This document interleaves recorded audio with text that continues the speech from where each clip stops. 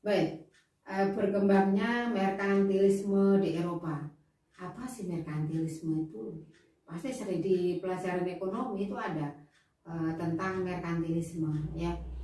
Kalau apa namanya itu anak-anak IPS pasti mereka mengerti tentang merkantilisme, yaitu teori ekonomi yang menyatakan bahwa kesejahteraan suatu negara ditentukan oleh banyak modal yang dimiliki serta besarnya volume perdagangan global suatu negara.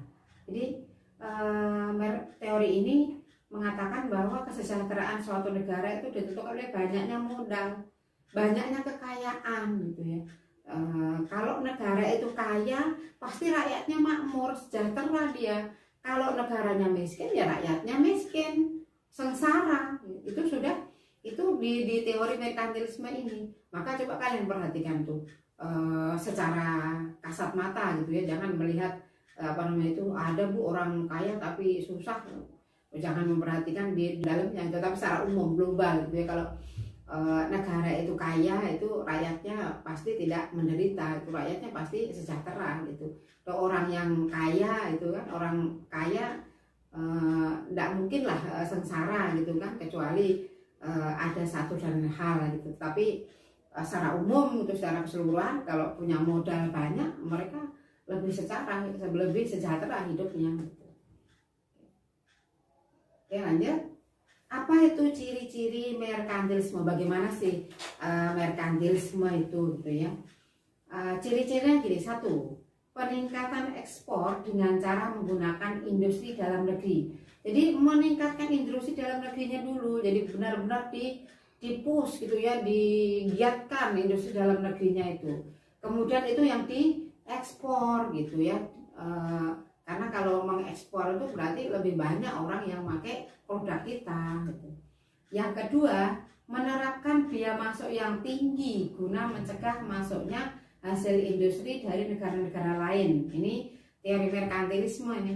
Jadi kalau ada negara lain yang mau mengekspor masuk ke negara, misalnya satu negara A menuju ke negara B gitu ya, nggak mau ke negara B, nah negara B ini kalau dia penganut merkantilisme, dia menerapkan biaya masuk yang sangat tinggi, biaya cukainya tinggi gitu, sehingga apa namanya itu imbang nggak gitu hasilnya ini kalau dijual ke sini dengan biaya masuk yang sangat tinggi. Kalau pajaknya terlalu tinggi, kemudian harga yang kita jual tidak bisa tinggi, rugi dong gitu. Sehingga ini untuk melindungi produk dalam negerinya agar orang-orang tidak membeli produk luar negeri. Ini sistem merkantilisme ya. Jadi kalau apa namanya itu pada masa Orde Baru dulu tuh sering kita dengar aku cinta Indonesia gitu ya, gunakan produk dalam negeri. Nah itu dalam rangka ini, dalam rangka agar kita mencintai produk dalam negeri daripada kita sombong-sombong menggunakan produk luar negeri, itu maksudnya ya. Jadi merkantilisme mengajarkan seperti itu kan, kita bangga di baju ini buatan tetangga, nah ini buatan apa namanya itu siapa gitu ya, tidak cari yang label-label luar negeri kayak gitu maksudnya. Yang ketiga, hanya bahan mentah atau bahan baku yang diimpor dari negara-negara yang dijajah. Ini jika punya negara jajahan ini ya, mengimpor bahan mentah atau bahan baku, memang itu dibutuhkan oleh industrinya gitu. Kalau misalnya dia butuh karet gitu ya, jadi dia beli karet yang masih cair, yang masih mentah itu, belum yang diolah setengah jadi ataupun jadi. Kalau misalnya mau membuat ban gitu ya, membuat ban itu yang diimpor ya karet mentahnya, bukan bannya yang sudah diimpor gitu, karena harganya pasti lebih murah daripada yang sudah jadi gitu. Oke, yang keempat, mencari negara-negara jajahan untuk mencari kekayaan. Ini ciri-ciri merkantilisme. Oke. Selanjutnya, perebutan hegemoni bangsa Eropa di Indonesia. Satu, Portugis. Kedatangan Portugis ke Indonesia. Portugis ini kalau kalian lihat yang tadi ya, peta yang di awal tadi, sambil kalian lihat, buka lagi yang petanya tadi. Portugis di bawah pimpinan Diogo Lopes Squera ini ya, tiba di Malaka, kemudian menyampaikan surat kepercayaan kepada Sultan Mahmud Shah. Pada saat itu Sultan Mahmud Shah menolak berdagang dengan Portugis, jadi ditolak ya. Kemudian yang kedua lanjut. Nah, pada tahun 1511 karena Sultan Mahmud Shah menolak, Portugis menyerang Malaka dan berhasil menduduki Malaka.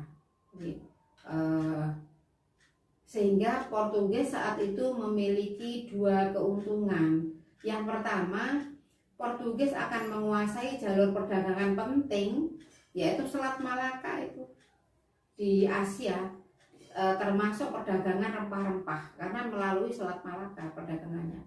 Yang kedua, Malaka dapat dijadikan sebagai batu loncatan untuk menguasai perdagangan rempah-rempah di Maluku. Karena memang pada saat itu pusat rempah-rempah itu berada di Maluku. Portugis juga melakukan kerjasama dengan Pajajaran.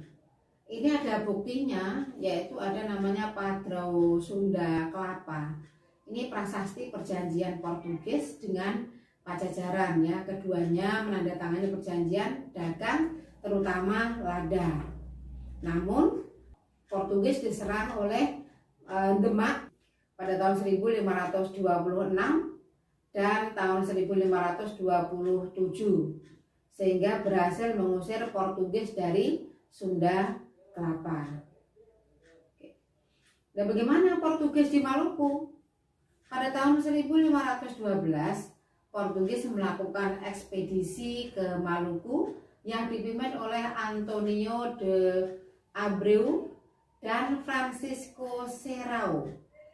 Mereka tiba di Kepulauan Banda, Penyu, dan Ternate. Di Ambon, Portugis mendapatkan izin mendirikan benteng di Picaoli, negeri Hitulima, serta Mamala. Sehingga Portugis itu dapat merintis poros perdagangan dari Ternate, Malaka, Goa, dan Lisbon. Sehingga Portugis ini menjalin persekutuan dagang dengan Ternate, yang juga mengizinkan Portugis mendirikan benteng di Sao Paulo. Benteng di Sao Paulo ini selain untuk melindungi kepentingan Portugis, juga sebagai sikap kesungguhan Portugis dalam menjaga Ternate dari persaingannya, yaitu Tidore. Karena memang pada saat itu Ternate dan Tidore ini terjadi persaingan dagang yang sangat kuat gitu ya. Maka Ternate itu bersama-sama dengan Portugis, kemudian Tidore ini dengan yang lain gitu. Nah, bagaimana akhir keberadaan Portugis di Kepulauan Maluku?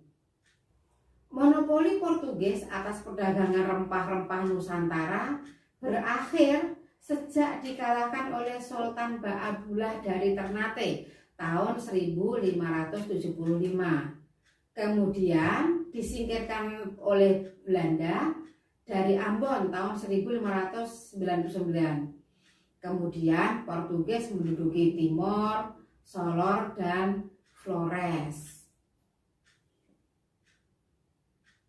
Oke, nah jadi itu pembahasan kita mengenai keberadaan Portugis mulai dari kedatangannya sampai berakhirnya kekuasaan Portugis yang berada di daerah Maluku. Demikian pembelajaran kita pada pagi hari ini. Kita insya Allah akan bertemu di minggu depan dengan pembahasan Spanyol. Terima kasih. Wassalamualaikum warahmatullahi wabarakatuh.